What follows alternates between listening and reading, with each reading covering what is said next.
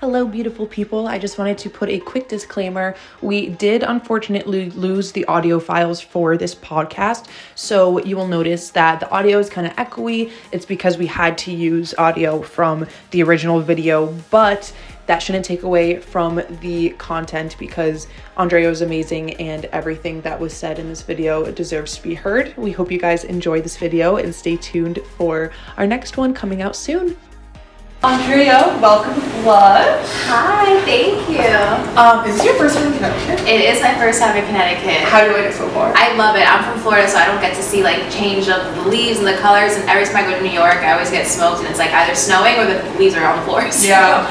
I was like taking pictures like in my Uber of like all the trees. I was gonna say you're actually kind of lucky because the foliage right now is amazing, and also I don't know what's going on with the weather, but it's literally like 8 degrees outside. It's perfect. Yeah. I was scared because I came straight from Brazil, so I didn't have warm clothes. So I was like, oh, I'm just gonna wither away. Yeah. No, but it's perfect. How was Brazil, by the way? So nice. I mean, I didn't really get to see so much of Brazil. We went to Sao Paulo, so it's kind of more in the city. It's kind of like New York. It's really cool, but it's not like beach like related. Yeah. So I was kind of like looking forward to go to the beaches, but they're like 3 hours out, so I didn't get to really see the beaches. But next time for sure. But the food I ate so good. What were you there for? Just for like regular travel? Just like travel, yeah. Have you been there before? Never. It was my first time. Oh my god. So yeah, it was really fun. exciting. Well, you're not even resting. You're going straight from Brazil to Connecticut. I know. I didn't want to miss out. I was like, I want to see you guys as soon as I can. No, I'm so happy you're here. Thank you. So for people who don't know who you are, which everyone obviously does, so you were on Love Island season 6. Can you kind of talk about like how that started for you and like where that opportunity came from?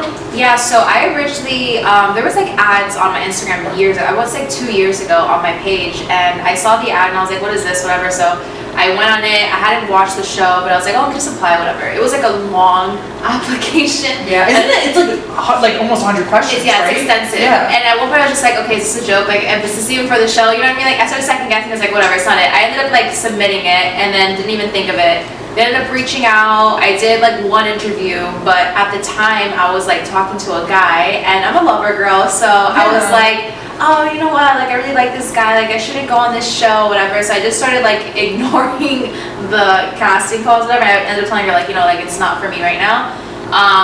And I regretted it so much because I no longer have an interview with that person. But I really am a firm believer that everything happens for a reason, because 2 years later I'm on my way to Coachella and the same casting director called me. She's like, hey, we're doing casting again, like would you be interested? And I was like, honestly, yeah, like I'm single, like perfect timing, yeah. Like everything's good in life, so I'm like, why not, whatever, figure it out. So went through the process and I prayed on it. I was like, this is for me, like it's gonna happen.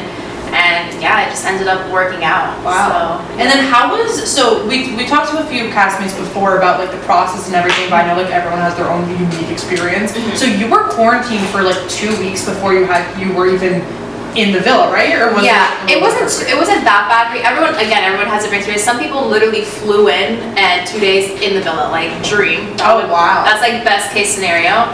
But for me, I flew in beginning I flew in like first, second of June, and I was quarantined for like 8 days, and then I got sent in as a that's not that bad. So it wasn't too bad. I mean, but for somebody that's just like chronically online beforehand, always having your phone, for me was kind of just like so weird the first couple of days, like waking up in the morning and not checking my phone because I don't have it. Yeah. It was so weird. But then I just got used to it. And then in the villa, obviously we don't have the phone. And then when I got out of the villa, I was quarantined actually longer than when I went in. Yeah. I don't know why. I don't know if they wanted to send me back in or what the situation was. I know they had me holding on there. I didn't have my phone. I was gonna say, you can't even see like what's going on. Yeah. So I was there for like a full month in total between the whole quarantine process by the time I got home. But yeah, so I loved it, honestly, not having my phone. I was gonna say, like, the first few days I'm sure is a little hard, but I also feel like it could be mentally like relaxing and kind of like a recharge. Because I feel like just being on social media too much can literally drain you, and like obviously you are at the hands of like, you know, you have a following, you have people that are watching you, especially with this season being so popular.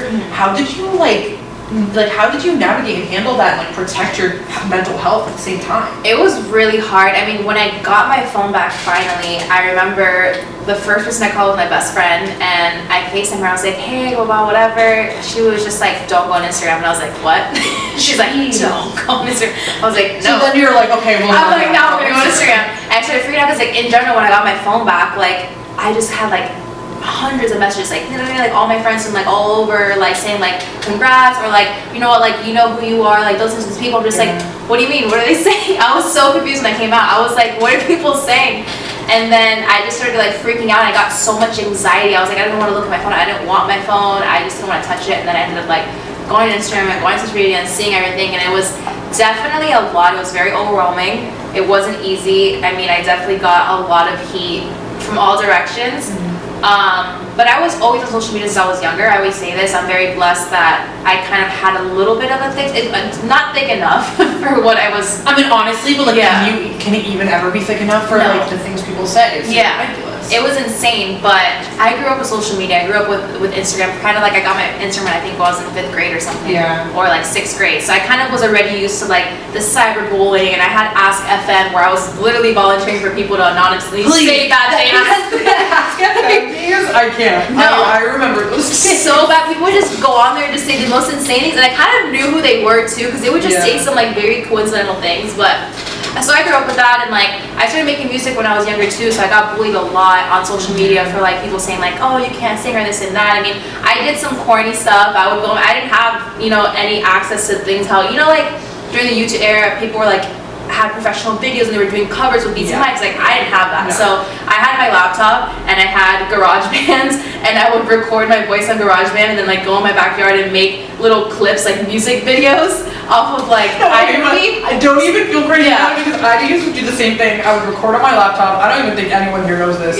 So I had a YouTube channel for like probably from the age of like 12 to like when I was in college, so like 19 maybe. So I totally understand, because everyone in my high school would make fun of me and you know, literally take snippets. And when Vine was a thing at the time, they would take those snippets and post it on Vine and make fun of me, which was like literally awful. Especially when it's like people from your hometown and like people that you know, and like, you see every day. And you know, the funny part is like half those people are literally influencers now, or like micro influencers on TikTok. I'm like, okay, so where was this energy? But anyway, I agree, because I literally used to go in my backyard. I remember I would film covers of like Selena Gomez, like Who Says, in my backyard, and like be belting. I also don't sing like you do, so it was probably 10 times worse. But people are so mean. They're so mean. And the crazy thing is, like, one, they would probably never say it to your face, most likely. Two, those people, same people, if they saw you in public, would probably ask you for a photo.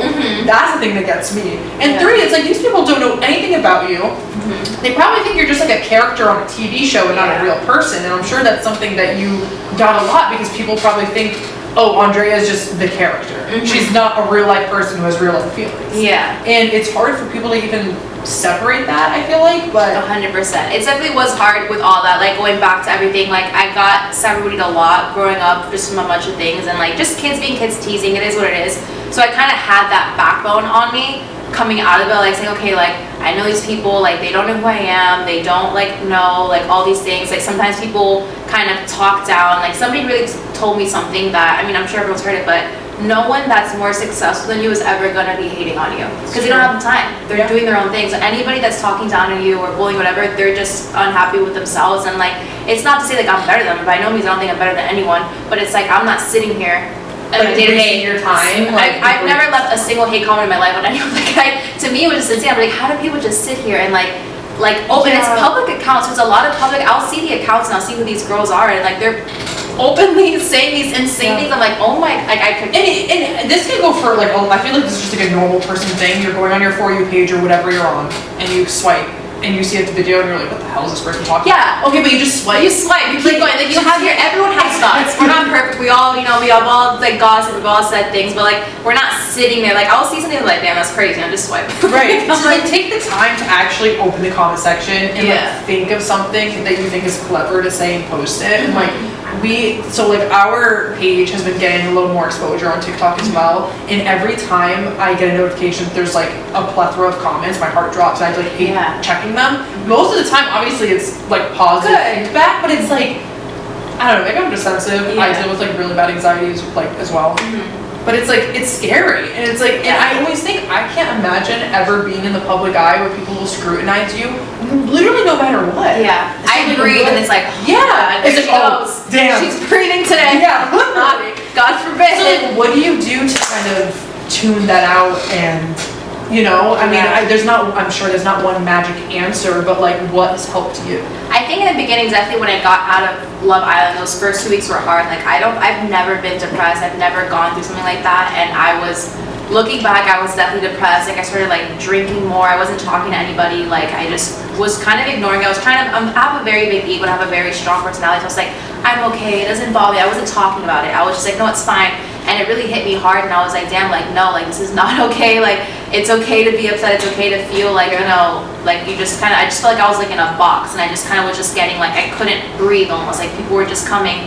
And it's like, I did have support from people, which I truly appreciate so much. But it was like, for the amount of support I had, it was like the hate just outweighed it by a landslide. So it was really difficult. But I was honestly, like, I got so close with God during that moment. Like, I've always been very religious, but I really was like, okay, like, need to just focus. Like, why am I going through this? I believe everything happens for a reason. I'm just like, what is this teaching me? How am I growing through this? Like, I really sat back, and obviously I have the most amazing friends, so they really were there for me the whole entire time. My mom was like my backbone too. Like we would pray together every night. So I think that's really how I moved past it. There's no formula. There's no like way to do it. To this day, I still deal with it, but it gets better every day. Yeah. And I think it's just more so like the mindset that you have to have towards it. I just have to keep your mindset like, I know who I am. These people don't know me. Like, they think I'm a character in a show, how you said. Unfortunately, I was put into the show to do a position that people don't agree with, but that was the role. That was what I had to do. That's another thing that I want to go over, because it's like, obviously in the real world, you're not going to be going after someone's man like that. Yeah, yeah. But I feel like people also forget that that's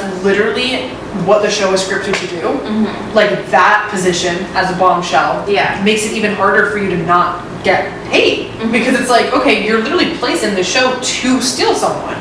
Yeah. Like, okay, that's what I'm here for. And at the end of the day, too, what people don't realize, people that know Love Island, have watched it seasons before, understand the concept. Like, okay, bombshell comes in to test connections. That's the role. But at the end of the day, like, no one on that show belongs to anyone. Yeah. Like, when you walk in, you're coupled up, yes, but you still have to be open, because just because you're coupled up doesn't mean that someone else might come in that maybe they just didn't get placed in at the same time or early enough. So it's like you have to kind of owe them that opportunity to get to know them, even if like you're not interested or whatever. Like, just give them the option to talk. But yeah, that was something I definitely struggled with, because going in, like, no one wants to step on anyone's toes. Yeah. No one wants to, like, you know, and I think it's a reality TV show. You have to stir the pot. You have to kind of fulfill that role. But never in a million years would I openly go in, like, after somebody that was already with someone. Like, at the end of the day, like, how you get them is how you lose them, they say. But this is a whole different thing. It's a show. It's a game. It's a competition. It literally is. It's like a love game, basically. Yeah, so it's a love game, and it's like you have to basically fight for the best, like, connection for yourself. It's like it's a competition for yourself, I like to say. It's kind of like, who can I see that fits best for me? So you have to kind of like dabble with different people and see kind of who you mesh with first, and it's not fair for one person not to explore something else if they like someone. I don't know, but that's past it. But it was just, it's kind of like I was put into this role that people who watch Love Island understand, but there's a lot of new people that didn't watch Love Island. And of course, it's kind of like a TV show. Like, let's remove reality TV show. If you're watching Gossip Girl and you love, like, what's his name? Was it Chad? Chad, yeah. Chad and Blair, you love them, you support them. Anybody that goes for Chad, you're like, oh my god, no, that's Blair's man. Like, of course, you can be defensive, that's your girl. So I get it, I understand it completely for people new watching the show. And like, people obviously get attached to like the OG couples, but you know, at the end of the day, it's like everything happened exactly the way it was supposed to happen. Everything worked out. Everything happens for a reason, honestly. So, and you have a new boo, so like obviously everything works out. Yeah. When you left the show, did you, and like after your quarantine, did you watch when you got home? Yeah, so at first I was like, I don't want to watch it, but then it was kind of like curiosity killed the cat. I'm like, I want to know what they're up to. I want to know what's going on in there. So I just started watching it, and then I just honestly, I was getting so much hate, and I felt like a part of me felt connected with the fans when I was going on lives, and when I was like, after the episode, I'll go and I'll chat, and like everybody was like in my comments like, oh, when are you going on live? We want to talk about the show, this and that. So for me, it was kind of a weird coping in a sense. It was like an outlet for you to no one really, I didn't have anyone that was in the middle that was already out, so I had no one to kind of like talk about what I was going through. So for me, just seeing the love that I had in the lives kind of made me feel better about all the hate I was getting, if that makes sense. I had people like asking me questions, and people actually curious about getting to know me versus like everyone just attacking me. So for me, I was like, okay, like it's nice to see some love. Yeah, some support. And it was more of just like support and just engaging with people and kind of just, I don't know, like talking about things. But yeah, I definitely got heat for that too. But it was just so crazy because I never on any live, I remember when I got off, I obviously like said certain things in podcasts that I could have worded differently, but I remember going off the lives and like, okay, I apologize for certain things that I felt like I should have worded differently, but at the same time, there was not a single live where I talked out on anyone, where I said anything about anyone. So when like people came out, they're like, oh yeah, she was saying this and this, and I was like, where? Because I know for a fact I did not say anything bad about anyone on my lives. I was just talking about the episodes and whatever, my own personal stuff. But that was another part too. That was like, I was like, I'm finally feeling good about something, and then people are just starting another reason. They're gonna rip it apart. Because that's what people do, especially when they're hiding behind a screen. Like, as you know, they're going to try to, when you're finally at this high, or like finally finding an outlet where you can like be yourself and like feel the love from people, they're gonna see that and be like, no, we're taking that right away from her. So that's tough. I mean, and also something that people don't realize is at least in the villa, your moves, every single move is being recorded. Yes. And I always tell myself, like, if someone were to record my every move, or like even a day in the salon, everything we say, everything we do, if I were to watch it back, I'd be like, damn, I shouldn't have said that. I shouldn't. That's light. If everyone's being recorded every 2 seconds, everyone's getting canceled. I don't care what you say. You say one wrong thing, like everyone's just like, everybody, the world is so sensitive. And so, oh my God, that's another thing. Whatever you say. So literally, you can literally say the sky's blue and someone will be like, actually, that's really offensive. I'm like, okay, so let me live, please. That was the whole thing too, and I feel like I'm very sarcastic, and my sarcasm kind of gets taken for mean, if quote unquote. But there was moments that I know like there was like maybe it was just so crazy the things that people were saying that I was getting attacked for. I was just like, how do you like take it that way? Like that was not my intention at all. And I just grew up with boys my whole life. Like I have all brothers, and my dad's very sarcastic, so like my humor is very sarcastic. So that was another thing too. But I don't know, audience, like they just were so set from the moment I walked in. They just didn't want to like me. That was it. Like, and I know that for a fact. I walked into like, we don't like this girl. She came in, she took this person, whatever. Like they just wanted every reason to either belittle me or attack me. But you know what? The only difference is that you're recorded for it and we're not. That's the only difference. Like everyone says things way worse. And I feel like it's important for you not to take it easier said than done. But like the only difference, like I said, is like you were being recorded and it was being televised to the whole world. And then I also want to talk about going back to the reunion. So I remember when I watched it, I kind of felt like the stress and anxiety from you, because I mean I can imagine just sitting there and people just coming at you, and like how did you feel in that situation, and like were you able to deal with that like in such pressure in the moment? I'm not even kidding. Every 5 seconds in my mind, I was like, Jesus, take the wheel. Jesus, take the wheel. I swear to you, that's all I was saying in my head. I had no thoughts. That's all, because I was so overwhelmed, and I was just like, it was in a place because like I feel like people were nitpicking everything I was doing as if they're saints, and I feel like everybody kind of just like likes to attack. And I'm not talking about anyone, just in general. Like people like to nitpick and like to like throw shade at other people without looking in the mirror themselves. And I feel like I was just like, okay, like I understand I made mistakes, I did some that, and I apologize, but I'm like, dude, I'm a person, I'm a human, like why are we doing this right now? Like I already apologized, I already like explained myself, and I'm like, the things that I did or said to me like weren't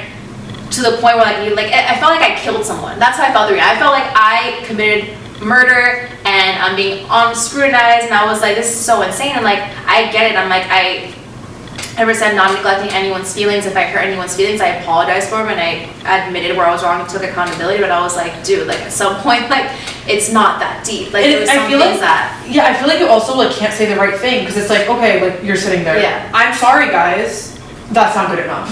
But if I don't say I'm sorry, you guys are gonna shit on me until the end of the week. So like what can you even do or say in that situation that it's like, oh, okay, now you're good, Andrea, you're good. Like, well, it's like I apologize so many times, like on social media, when people, for things that like I maybe thought wasn't wrong, but I was like, you know what, like let me put myself in people's shoes, and you know what, you're right, like let me think about their feelings. So I apologize endless times. I apologize to certain people, endless times. And I'm like, at one point, I'm like, what else can I do? I can't, like, my apologies aren't enough. I don't know, like, what would you like me to do? Because I admitted I was wrong. I took accountability. I apologized where it was due. It's like, at one point, it's like, I can't do anything else. And I was just like, you know what, like, I just don't care. I just don't care. You're never gonna please everyone. And that was a big thing of mine. I was always a people pleaser. I always wanted people to like me. I always wanted to, like, never want to step on anyone's toes. I'm saying, at the end of the day, it's like, you're never gonna please anyone. Especially when you're in the public eye, I feel like no matter, you can be a saint and literally feed the homeless, and people will still hate on whoever it is. Like, you literally, and that's more of a reason to just do whatever the hell you want to do, and literally don't give a fuck about what anyone says, because you can be Mother Teresa and people will still hate on you. So I feel like that's like a lesson that I feel like I took from and I have nothing to do with Love Island. And watching this and just like, I don't know, like me, like most people our age, like we're always on social media. So my For You page, especially when the show was still coming out and still running, was all Love Island.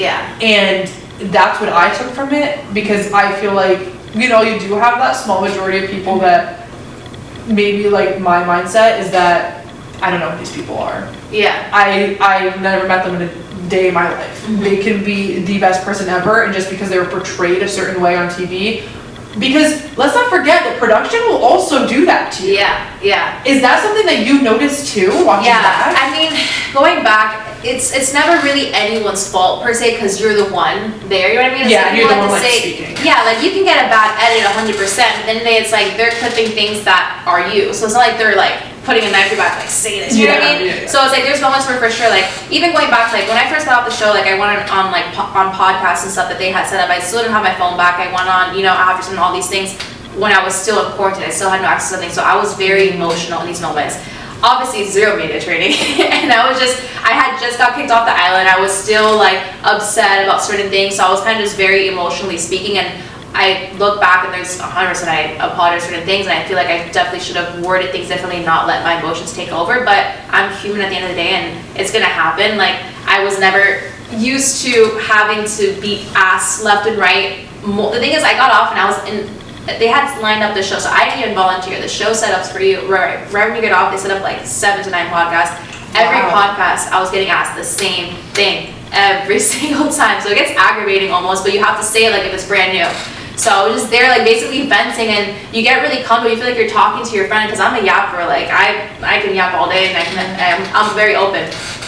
So those moments definitely, but yeah, it's never like they took things the wrong way, but I don't know. I just feel like I definitely learned a lot from the show. For one, to stop being a people pleaser and not care, but number two, also take accountability. And you're like, you know what? Like, maybe I should word things differently. Maybe I shouldn't say things a certain way. Maybe I should think about people's feelings in the situation. I definitely took that a lot into consideration after, because there's moments where I'm like, yeah, like, that probably wasn't the best thing to say, and I remember watching them back and going to certain people and apologizing to them, like, privately, because I was like, yeah, like, that wasn't cool, but at the end of the day, again, like, that's all you can do. I'm like, I'm human, I'm growing, I'm learning, and that's all we can do. So I can apologize a jillion times, and if people don't think it's good enough, I'm like, okay, well, that's all I have. I'm like, whatever. Honestly. No, honestly, I think that, like I said before, you're only human. And you're being recorded, and not only were you being recorded doing something random, it was literally with your emotions. Like, love, like, girl, love can make you crazy. Like, I mean, not even like you're in love, but just like playing with relationships and like being recorded with stuff that has to do with relationships. Like, that's heavy stuff too. That's not just like, it's so, I say that too, going, like, what I like to portray to is like, looking back in the moment, like, we can talk about it for a second, but I don't think I was ever like, I think I was in lust versus love. And at the time I was like, no, like, I really like him. Like, everyone was like, oh, you're lustful, you know what I mean? And like, I was like, no, you're wrong. And I was like, damn, it's kind of crazy. But like, you also never know in that moment. I mean, like, you need to be like, kind of pulled away from that and like let time pass, so you can look at it with like a clearer mind and be like, okay, actually, the reality was a little different. I was like, I could be on a farm and I could catch snakes. That's my dream. That's what I wanted. But like, in the moment, of course, you really like someone, you're gonna want to like do what they like to do. But then looking back, I was like, damn, I was crazy shorty, because I was not about to do all that. Not gonna wear waders in the river. But I mean, that stuff is cool. I love farm life. I love all that stuff. But like, I cannot like live that forever. But like, in the moment, I was like, you know what? Like, I really was like telling myself, like, you know, Andrea, you're just out in Miami and you're doing all these things. You should really like settle down, find a nice wholesome man, maybe go on a farm and just go with my friends. Yeah, I was like, this is good for me. I was like, my mom would love this. Like, that's what I was just, so I really thought, it wasn't like I was faking anything. I really thought that was gonna work, and that was in my mind, like, the school was for me. And then obviously after everything happened, I was like, well, like that, like, we both dodged a bullet.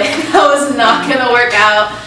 And again, like, I think he's a great guy, but that definitely was just a in the moment thing. Yeah. I felt like. Yeah, but you know what? Like, when you are in a house with the same people every day, it's like, yeah. and it's someone that you found attractive and that you wanted to talk to, like, that's okay that you felt those feelings. Yeah. I'm sure you're at peace with it as well. Yeah. I mean, like, everything, like you were saying, everything happens for a reason. Yeah. So you and your mom are really close. So how did she kind of like help you navigate through everything?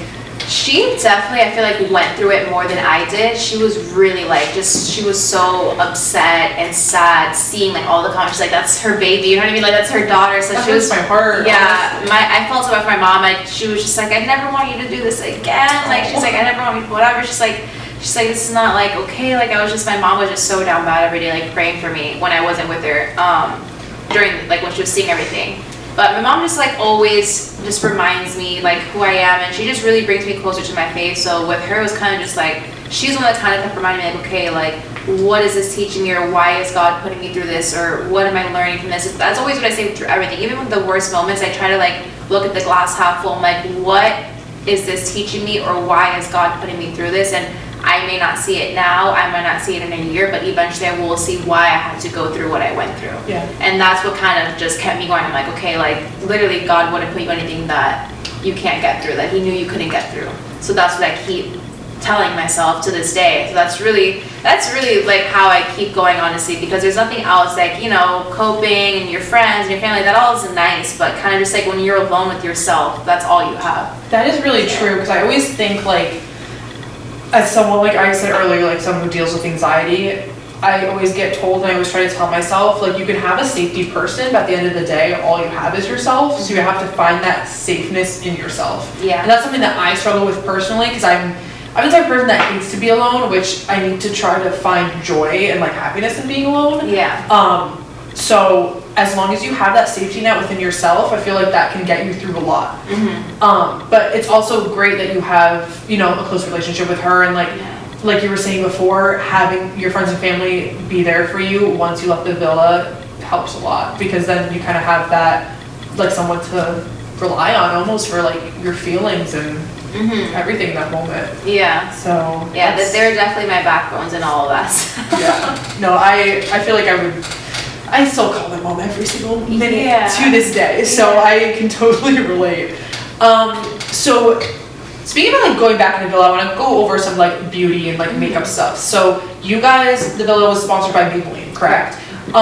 Was that something that you were using before you went to the villa, or is that something that kind of started using there and you still use it? Yeah, I mean, I didn't really, I use like some drugstore products. My stuff is like all over. I use like NYX and Maybelline and stuff like that, but I think like the Maybelline like primer is what I always used, and I started like liking their not their blush, their lip gloss, their plumpers, because I would always use the lip injector from Too Faced. Yeah. So I saw that they had like the plumpers there. We weren't allowed to have any of our own stuff, or if we did, they had to like tape it black. Oh, okay.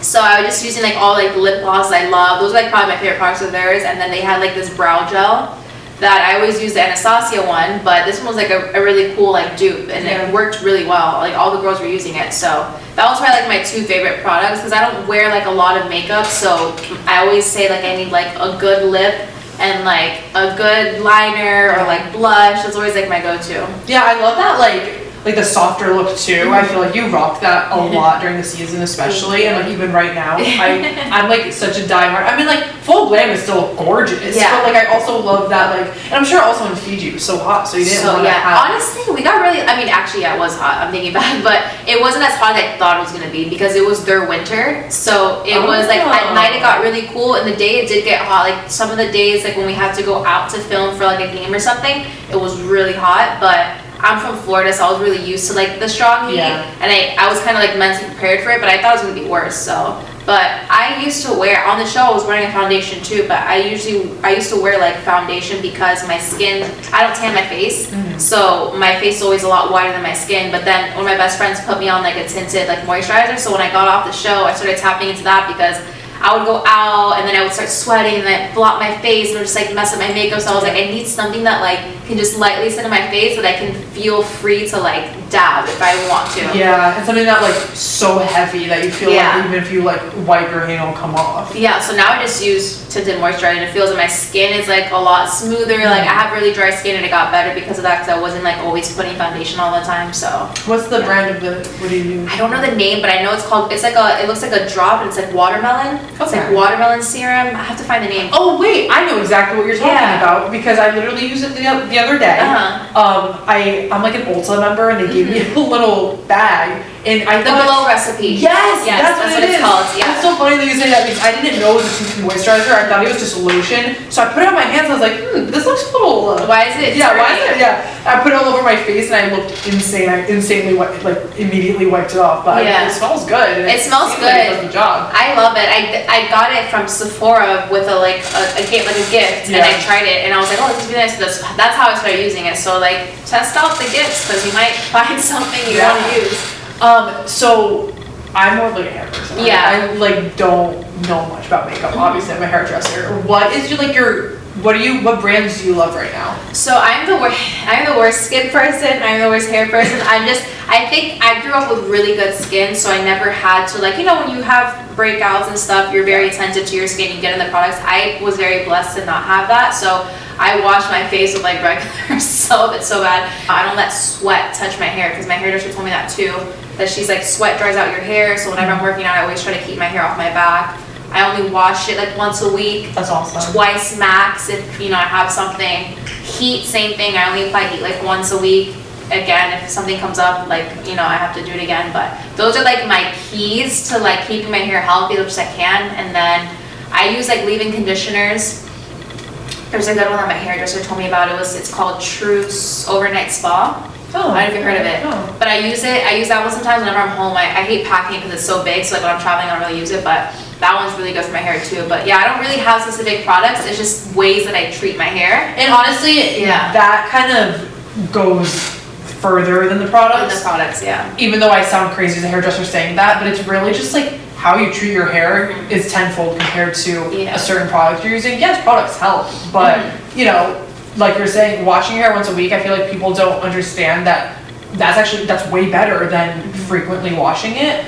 You would think like cleaning your hair more is better, but it's not. Some people have oily scalps, so I get it. They're like, I don't want to deal with it, and I have a dry scalp on the ladder, so I mean it works for me. But some people have the different things, but I don't know. That for me has worked since. I've been doing that for years. And what do you ask for when you get your hair done? Just like regular hairline? I do like I always pronounce this wrong. Balayage? Balayage. I was like, I'm not gonna say it. But balayage. I always say balayage. I don't know why. I know all of our clients always wants to say balayage, but balayage. That's what I always do. But sometimes I'll have her do like a lot more highlights. I've been going to the same lady since I was 16. Her name is Beja Velia. She's in Miramar.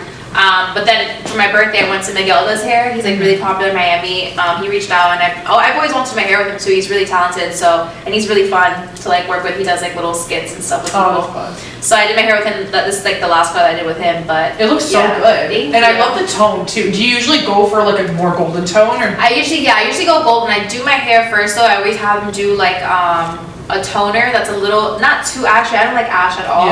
So I always stray away from that, but like that'll last like a month, and when it washes out it's like this, so it doesn't get like too like yellow. But I do like the gold because I feel like I have a like yellow undertone, so it goes with my skin very well, and I have like the dark brows and the brown eyes. Also since you have the dark brows, I feel like the root looks perfect with that. Do you ever think you'd go back to brunette?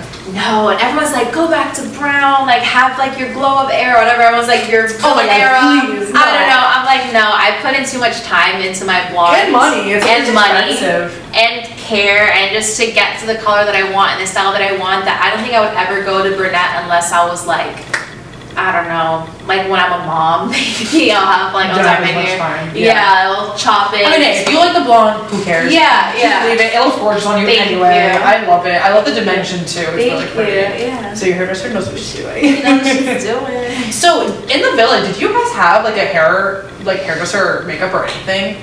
No, it actually was really annoying because we all brought like crimpers and stuff, but we weren't allowed to use any products that weren't Dyson because Dyson also sponsored us. Oh.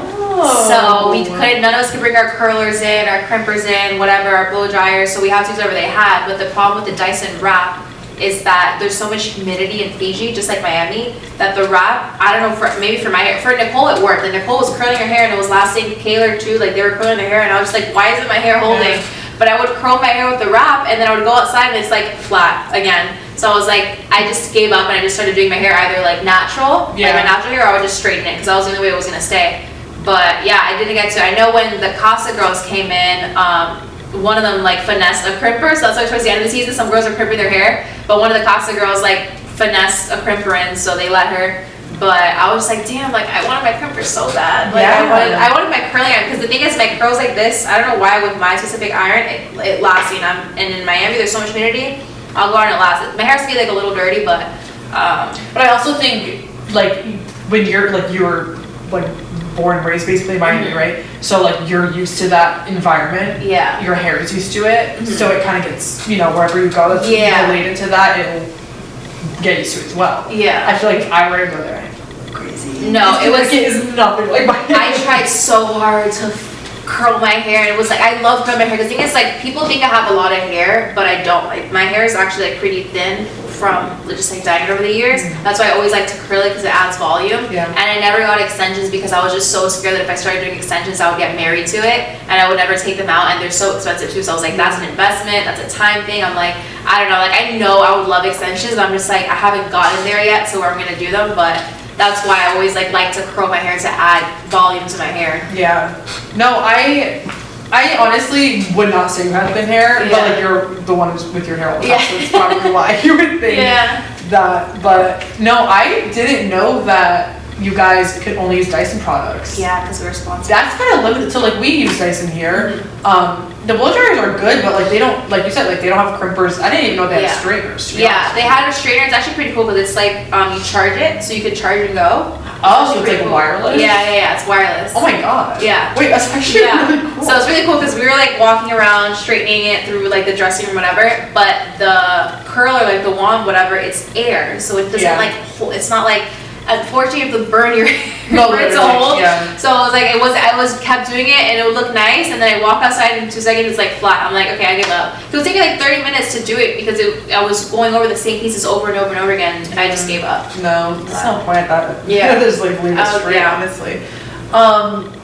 So moving towards like music, so you're still recording music, I'm assuming. Do you have anything like releasing soon? Any plans for the future? I'm very picky and I sit on things for a long time, and I feel like every time I'm working on something, I show someone and I get their opinion, and then I change it, and then I show someone else, and I'm just always changing. So I don't want to put anything out until I'm just like 100% like confident, like eyes closed, I believe in it. But I definitely think like in the upcoming new year, like January, February, I'm gonna release something. Right now, I just want to really tap into. I write for like R&B, pop, reggaeton, house, tech, all that stuff. So I think for me right now, it's kind of, I'm just writing a lot and trying to write as much as I can, just to see, for one, what I feel most comfortable with, like what I gravitate more towards genre-wise, and see what people gravitate to more genre-wise, and then release something in that realm. Because unfortunately, I feel like when you are releasing music, you kind of have to stick to one type of genre in the beginning to kind of build an audience, build a following in that realm, versus just like, okay, I've dropped this pop song, then I'm gonna drop this like R&B song, and then I get done, and I was like, okay, like I want to follow her, but like, well, who is she? Like, what type of music is she making? Like, she's all over the place, and so I kind of want to just tap into something that I love the most and build off that, and then eventually, I can just kind of drop little Easter eggs here and there of other things. But I think it's really important as an artist to kind of know who you are and know what sound fits best for you. Yeah. Do you think you'd ever write for other people? I have, yeah. Oh, have you? Yeah. Oh my god. So I mean, I've been writing my whole life, but that's kind of, I stopped for a while, so like now I'm getting like back in the rhythm again and in the flow of it. But yeah, I've been writing my whole life since I wrote my first song when I was like, I think 6 or 8, about like cows. So I don't know. but like about a farm or something. I was probably inspired by like Old McDonald or something. I don't know. But I've been writing about snakes in it. You're not foreshadowing. No, no snakes are in the making of that. But I've been writing my whole life. There's very bad songs and there's some good songs, but I think I always tell people it's just repetition, and that's what I tell myself too. It's like not every song you write is gonna be a hit, and none of the songs can be a hit. It's until one that just sparks off. But I also started working with other people, and I taught myself, okay, like I was very like, no, I need to write it myself, and it needs to be like 100% for me. Kind of like because Taylor Swift was one of like my inspirations in that realm, where she wrote all her music and it was all her, and I was like, damn, like I want to be like that. But at the same time, it's like everyone has their thing, and music is so much better when there's other people involved and other creative juices. And like I've been in sessions where people are like saying, oh, maybe you should say this differently, maybe you should use this word, maybe you should use this line. So I was like, damn, like that's fire, like I love that. But I would have never thought of that had I done it just by myself. So that's when I started kind of like releasing like the control of wanting to do everything myself and allowing other people to like come in, and that's like just how you get better too, just work with other people. Honestly, like 2 months are better than one. Honestly, you always think of something that someone may not have thought of. Yeah. But do you think that you'll like, I don't know, maybe have like features with people, or? Yeah, I mean that's always a goal. There's a lot of people that I would love to work with, just like me dreaming. There's huge people that I would love to work with, but even just write for, even be in the same like studio session. Like they do like writing camps all the time, so even to just be in that space with them would be a dream. But you know, baby steps. Do you think that, I mean, I would say like the show, do you think that it gave you more opportunities once you left, or do you think it's been kind of the same? No, it definitely gave me more opportunities. I feel like I was influencing and doing stuff beforehand, and I had my foot in certain doors, but definitely, unfortunately, how the world works, if you don't have like a name or like certain exposure, certain engagement, people don't look at you the same way or kind of give you the same opportunity. So certain rooms that I was in maybe didn't look at me or looking at me now. So it's just stuff like that I'm very blessed for the show, that I had kind of more of a platform to be able to get into certain rooms or meet certain people and do certain things. So I definitely don't take that for granted either, because if it wasn't for that, it definitely is like a ladder. It's like a stepping stone into like the right direction. Yeah, and it always falls back to everything happens for a reason. Yes. So even if you stumble upon a great music opportunity or something, those steps happen for a reason. So I think it's like a beautiful way to look at it. I'm just so happy you're in Connecticut. I want to go back to that because I think it's so funny that like we obviously are from like the most random state. Have you ever heard of like the New Haven pizza or like anything like that? I have heard of New Haven pizza, yes, because I'm a huge foodie, so I think it popped up probably like on my TikTok or Instagram or something. Yeah. But I wish you were here for longer, because we would have had you try all of the places. Because it's like the one thing is like, okay, what does Connecticut have to offer? Pizza, basketball. No, Connecticut is literally pizza and basketball. Yeah. What else? That's it. Fall foliage. Yeah. I didn't even know. Everyone was like swept up in my story, like, what do you think in Connecticut? Yeah. I was like, I don't know. Find out. I don't know. But yeah, but if you're ever back here, we'll make sure that you. For sure. And that was actually a question I wanted to ask you. Do you think that whether it's like Love Island Games or like anything like that, you would go back on reality TV? I never say never. I don't think it would be anything dating related. For good reason. But I definitely be open to different things, but again, as long as it's like, I have to really do my research, I have to really see like how people are being portrayed on this show, like what's the theme, like what's the outcome, because definitely I do have PTSD now. I don't blame you. But I don't know if that's something that I would tap into again. Like it was a really cool experience, and I'm kind of someone that I do things because I want to try it and say I did it and like feel accomplished, and then kind of like either keep going that direction or like, okay, that was one chapter, on to the next thing. So I don't know, if an opportunity presents itself that I feel like aligns with me, maybe, but anything data related, no. Well, I have a burning question. How did you meet your new man? So we have mutual friends, and I've like known him for a while, but I just like, he was like in relationships or he was like doing his own thing, and then I had friends that were very close to him, and I slid in his DMs. Love that for you. Yeah, I slid in his DMs. But yeah, that's kind of how that happened. I don't want to talk too much about it. No, you don't have to. But yeah. But things are well in that department. I don't know. I'm just very blessed and very happy that like I found someone that I really just like I feel like I've known, you know, and we just get on so well, so I'm just happy. I'm trying to, it's really hard to keep things private. I know. But I've been trying not to like talk or like show anything. I just want to keep it like as private as I can, you know? Yeah. But I'm really happy, so. Yeah. Well, that's all that matters. Oh, I'm happy for you. Thank you. So what are your next steps? Like, what happens after now?